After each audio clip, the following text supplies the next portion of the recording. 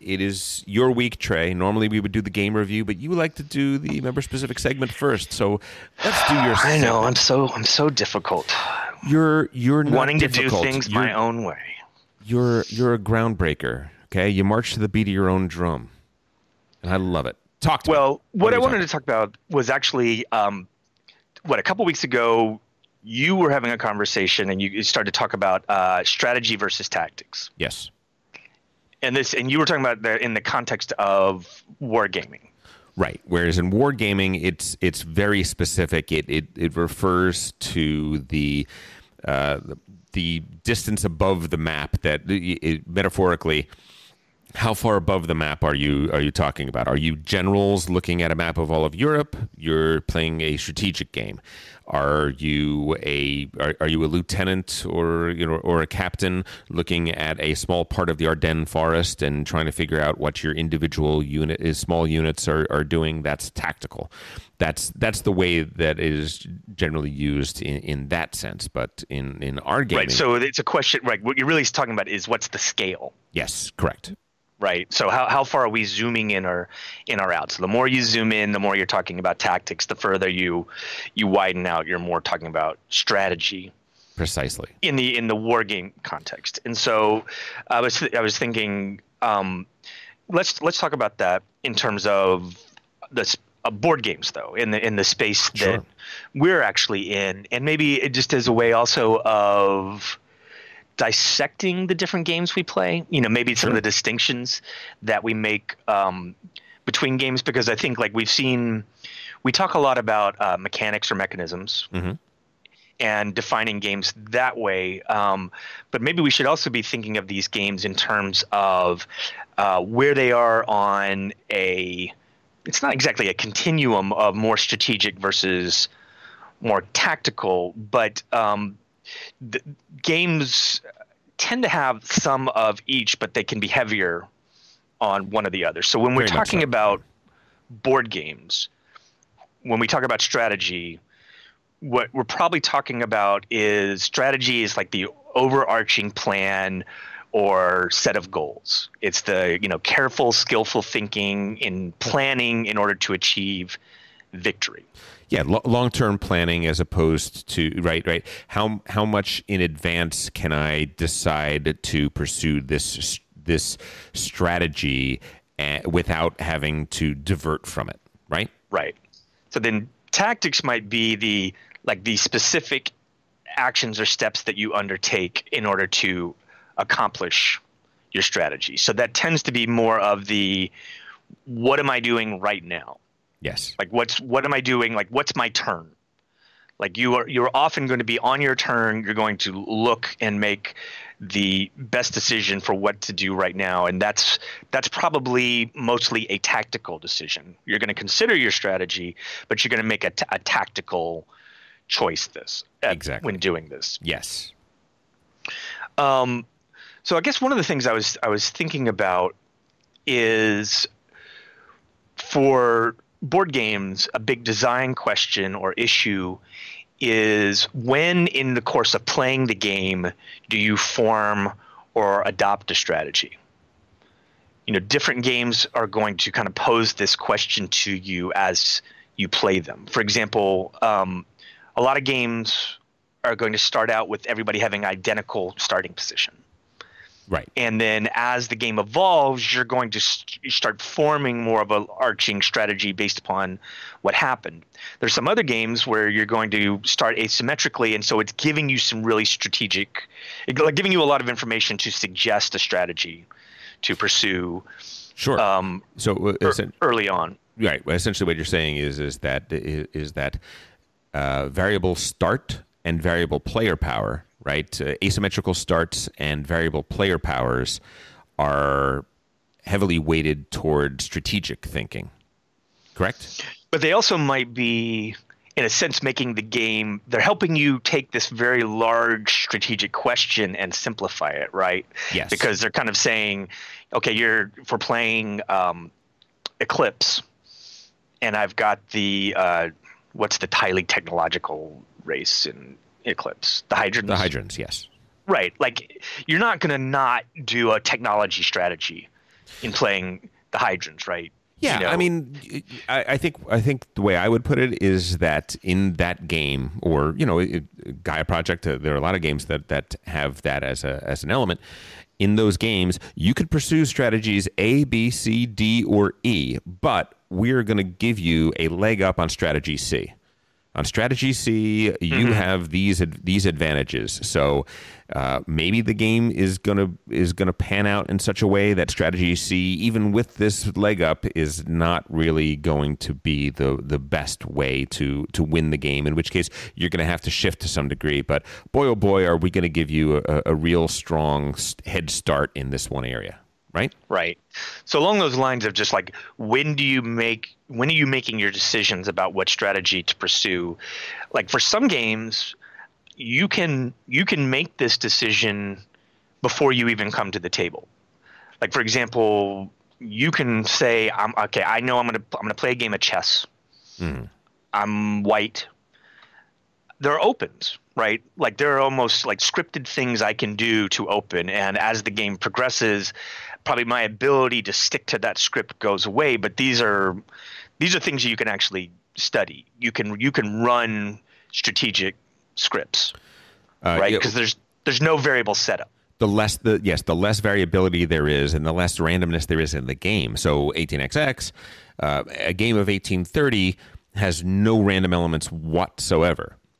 So, and the board is exactly the same, and the companies are exactly the same. It's all exactly the way that it's going to be from time to time. So, when I play and I choose this company, people, if I know what I'm doing and other people know what they're doing, they can expect a certain amount of scripting up to a point until the various random elements just created by the interplay of people trying to play their best game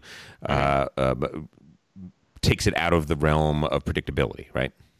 Right. And I would say, like, don't you feel like most board games, modern board games that we see, intentionally do not create that situation? Variable setup is like important to them, that will require you to like evaluate your position and form a strategy based upon the setup.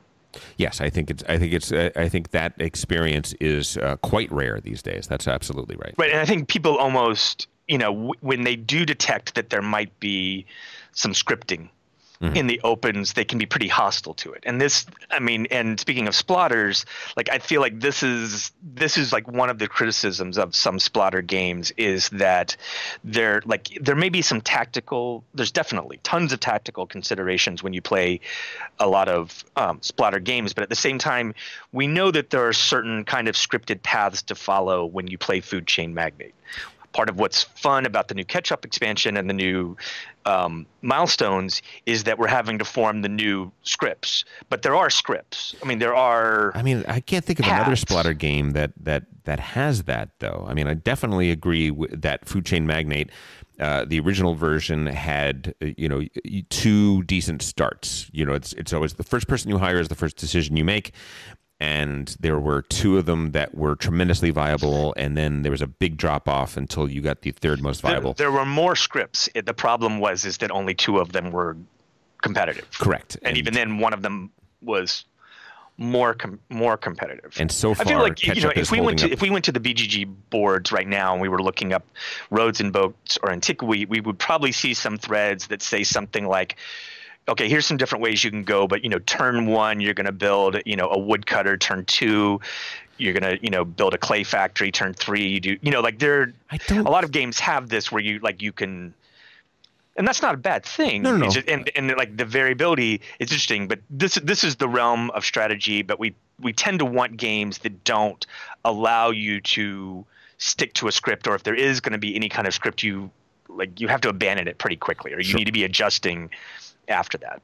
Sure. Yeah, I think that the rest of the splatter games have there's so much randomness in terms of what does the map look like, what section of map do I start on, that there isn't really a lot of scripting. There's a few best practices, which I don't really think enters scripting, and even those quickly fly out the window given the variability of the start conditions. But Yeah, no, I totally know what you mean. It's Yeah, I don't want to get too sidelined on the splatter thing. I think what I would say though is like we know, especially with the way that game with its milestones, yes, you're going to commit in a sense to a strategy when playing Food Chain Magnate, and then you kind of need to pursue it. Like if you halfway through decided, you know what, what is it, hiring girl or whatever, and I want to go to a trainer strategy. It's like that's like there are progressions that you want to follow. Yeah. In that game. So for sure. So thinking about strategy, I'm thinking about like one of my favorite games of all time is Agricola. Yep. And part of that game is you get a handful of occupations and a handful of improvements. When you play the game more competitively, you do that as a draft. Yep. And I might go into a game of Agricola saying, hey, I'd really like to try out a livestock strategy when I play Agricola. But if my cards don't support that, I'm going to be playing really suboptimally. Sure. Like when you play a good game, you're going to be like, what's the best strategy I can form out of these cards? So I feel like a lot of times I'm gravitating towards games that have a lot of strategy, and that a lot of times that strategy is often at home in the hand of cards that we have. Yes. In a game. Yes. And Agricola is very interesting because it is not a tremendously strategic game. It is those cards are your superpowers and the advantages that you can get over the base game state.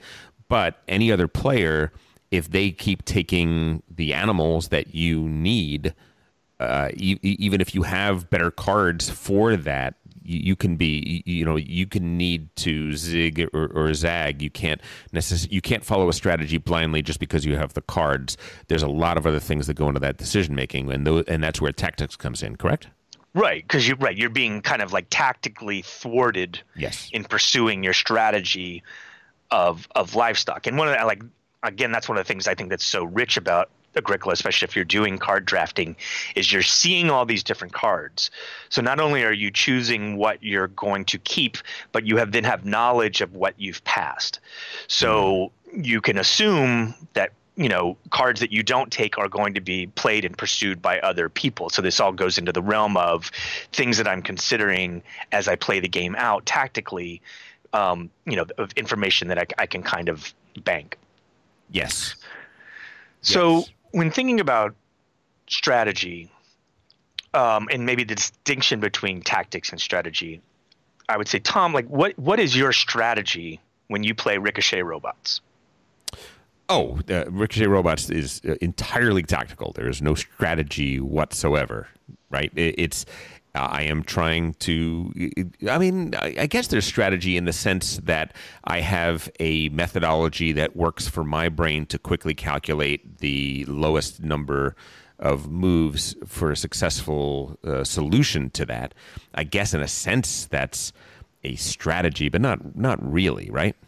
Yeah, no, I think Ricochet Robots is a great game for kind of thinking about this issue, though, right? In terms of like what's a strategy and what's a tactic. If I was going to have to write down what my strategy is for Ricochet Robots, it might be almost imperceptible from what the rules tell me, like how to play the game. Yeah, my strategy is figure out how to move the robot to the given space and then say the number of moves required. That's the strategy, and that's how you play. Sure. I'll go one step further. I believe that what I've found over time, optimal strategy for the game is to work backwards first until you have a good idea of the decision space to get the last yard to the final spot where that robot needs to be. And then once you feel that you've got a good handle on that, quickly flip and work forwards until you hit one of those meeting points of the 8, 10, 20 different options that you just gamed out that way. So maybe that's a strategy, maybe that's not. I don't know. Yeah, that is a hard one. Like, is that a strategy or is that your tactic for how you come up with the number? Yeah.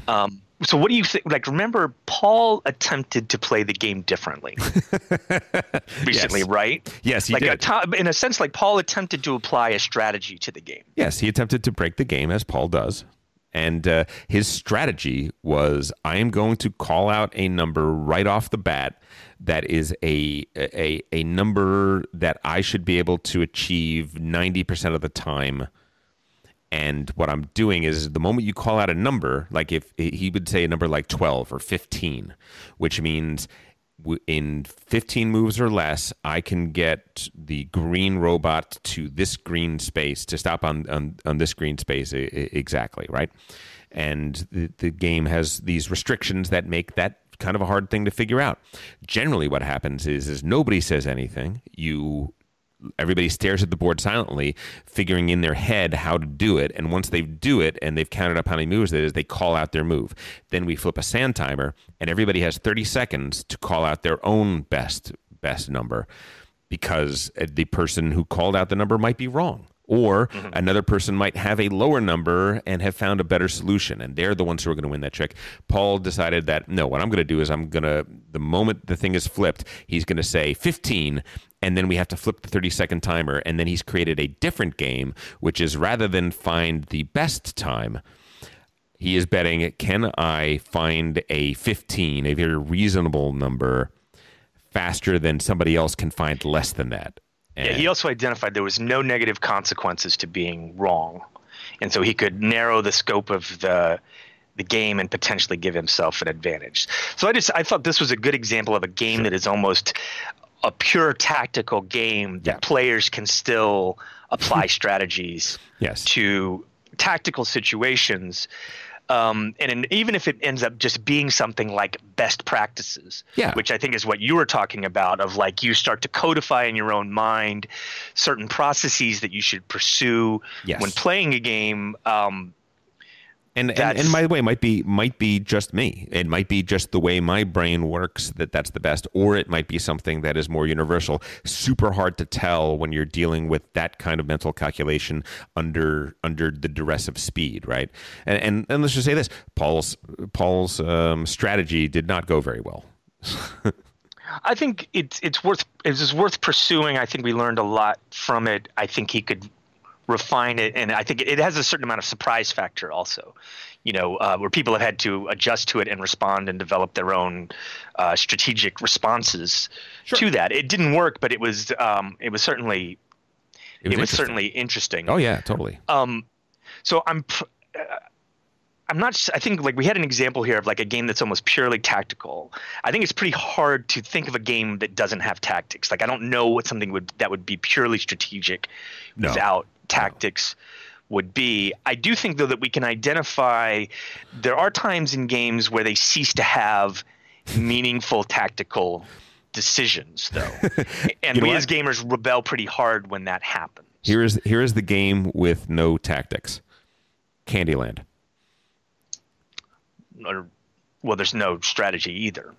Well, there is. You're choosing whether or not you're going first, second, or third, and based on that, are you choosing that? Well, I mean, maybe you are. It requires no decision making whatsoever. Correct. Once the game starts, the shuffle of the deck. These are decisions. Yeah, different types of decisions. Yes, I guess that's true. Yes, but if you here's my example of a game where it seemed like tactics went away at a certain point, was when we were looking at the end of the game Imperial. Right this was the criticism, is at the end of the game the moves became scripted, where we were just doing invest in something else over and over again on the rondel, that the game could devolve to you're not doing anything that isn't already scripted at the end of a game. And like, we as gamers reject that when there are no real decisions to be made. Not anymore. To be Paul, but I think that there is a definite possibility that the way we have played the end of that game repeatedly is wrong. Is wrong.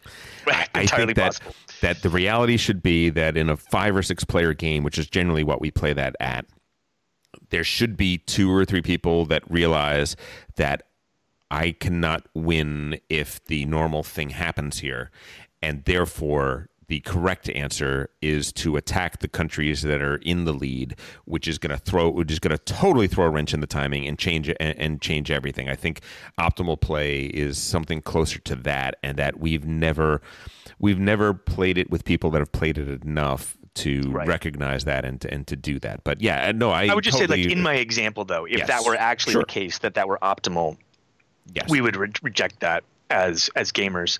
So like maybe my final point on strategy, and I think all of this is really just a way of saying, like, of helping me identify what things I enjoy in games and what kind of games I want to play. Yeah.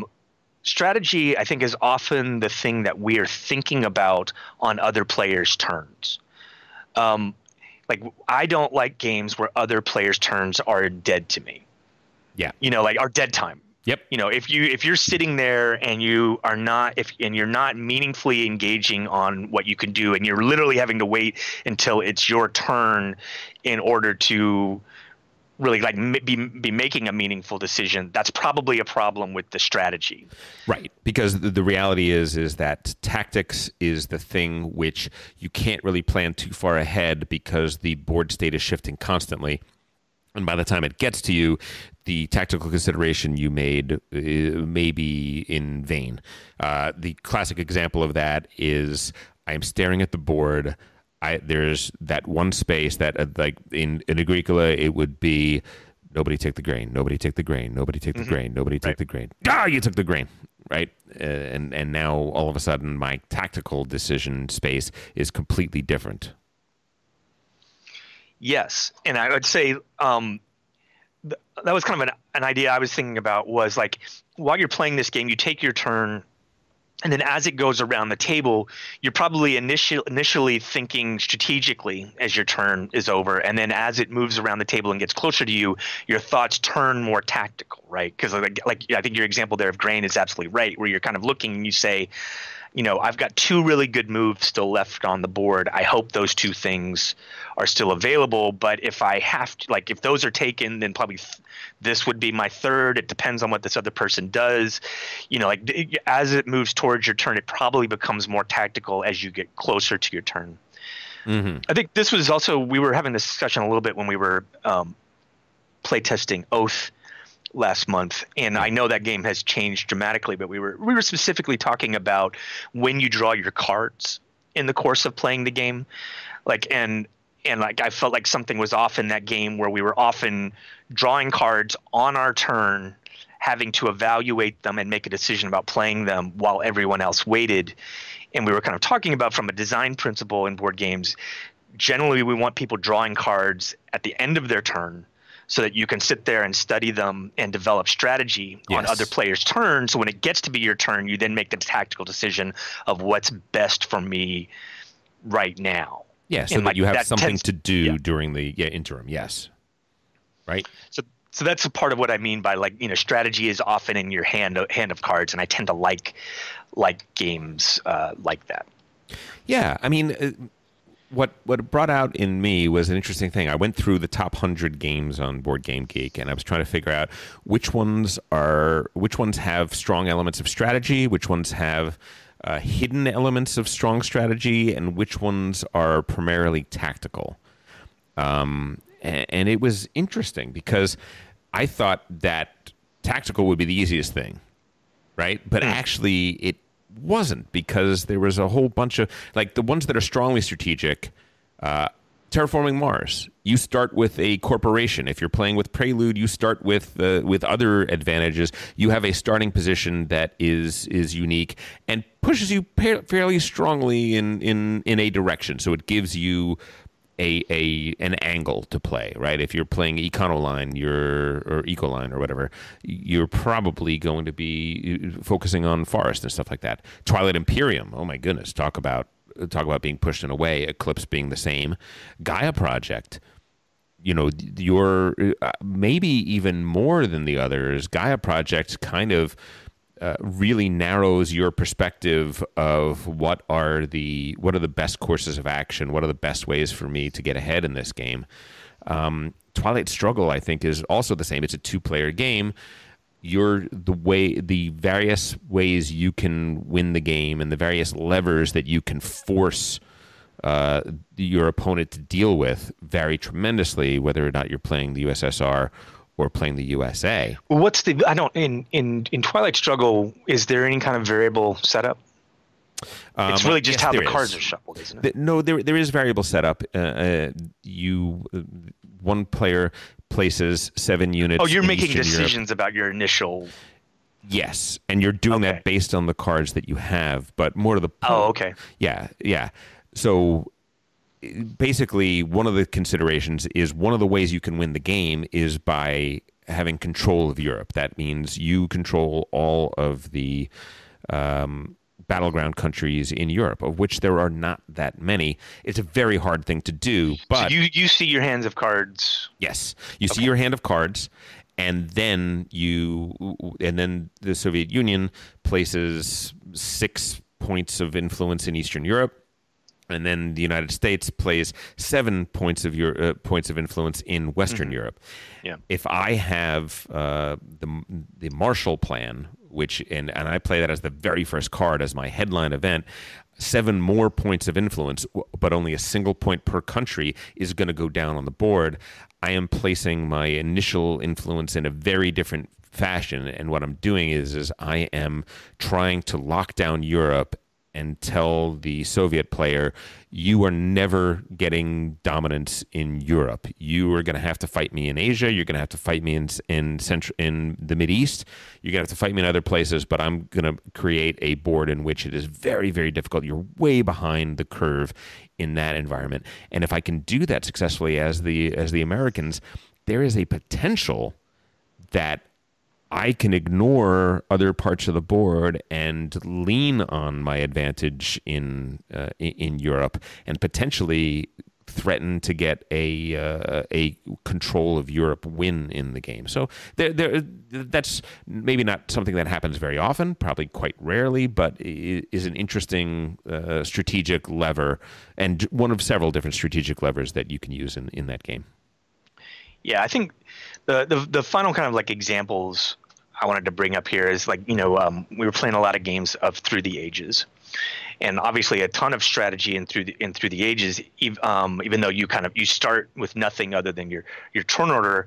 But like one of the things you do when you play Through the Ages, at least on the app, is because different cards go into each game, you can actually see like what leaders and wonders are in the game. And so you want to be making a lot of strategic decisions from the very beginning in antiquity, in the age of antiquity, maybe even based upon what leaders are there in age 3. How do you know what leaders are in age 3?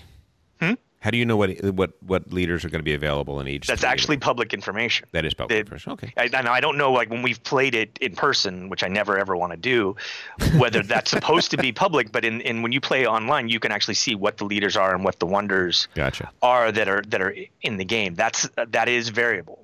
That is something that makes the game much more strategic. Yes. Yeah, that's right. And you can be like, well, Bach's in this game, and so is Bill Gates, so that's going to have certain implications. Like I may want to do a theater strategy because there's a lot of leaders that support theaters, something like that. Right. Certain wonders can have a huge impact on other players, especially if you let Paul get these great military leaders, and certain things are going to make creating war easy. You need to be aware of that so that you don't leave yourself vulnerable to to Paul doing what Paul's going to do. Right. And yet that is something where there is not a tremendous variability in the starting condition, but quickly you're making strategic choices that have long-term implications, right? Well, the starting condition is these are the things that are in the game that we're going to play through. So know that and plan accordingly. I guess what I mean it's not stuff that I have in my hand to begin the game. Correct. What I'm saying is there's no difference between players in the start. You just but you're making strategic long-term decisions based on the difference between this game state and the last time you played it or another game state. I would just want to say by that, Concordia, Feast for Odin, Food Chain Magnate, Puerto Rico, they're like that in the same way, in that you start off the same as everybody else, but very early on. In Concordia, the first city that you build in, right, is going to have a pretty big impact in terms of which of the many different card strategies, which of the many different points you're going to be able to lean on or not lean on. In a Feast for Odin, are you exploring? Are you hunting? the doing that even a single or a couple times really pushes you toward a strategy that's that way. Food chain we've already talked about, and in Puerto Rico, are you taking corn? Are you taking coffee? That is going to impact whether or not you're going to be doing a city building or a shipping strategy, and that's a fairly strategic concern. Maybe let me make this distinction. When we think about Concordia has variable setup in that, like, say you even played the same map every time.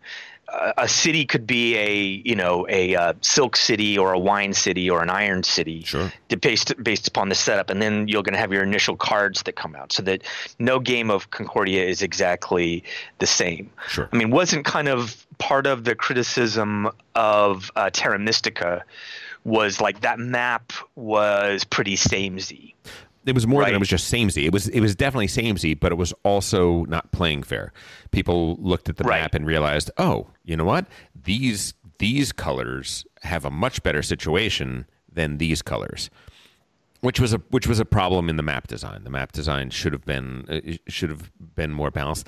I don't know. It's looking at the board when I first played the game, I had no idea that there was going to be an advantage one way or another from that. So it's a really hard thing to spot. It's probably a really hard thing to design a truly balanced board.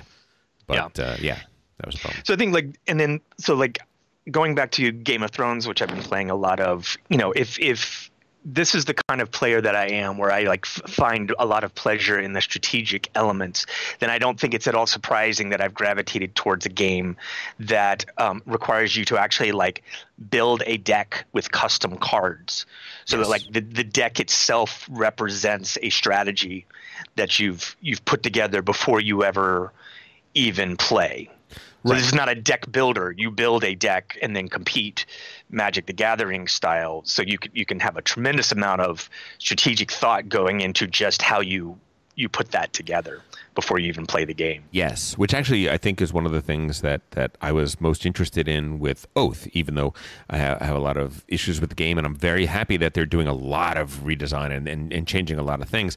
The concept that the victor of game number 1 is changing the card balance for the next time you play that game.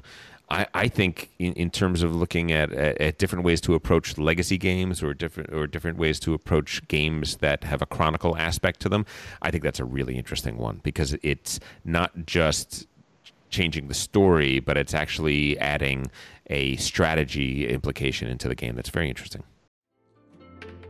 Hey, if you enjoyed that video, you very well might enjoy the other videos you now see being suggested to you on screen.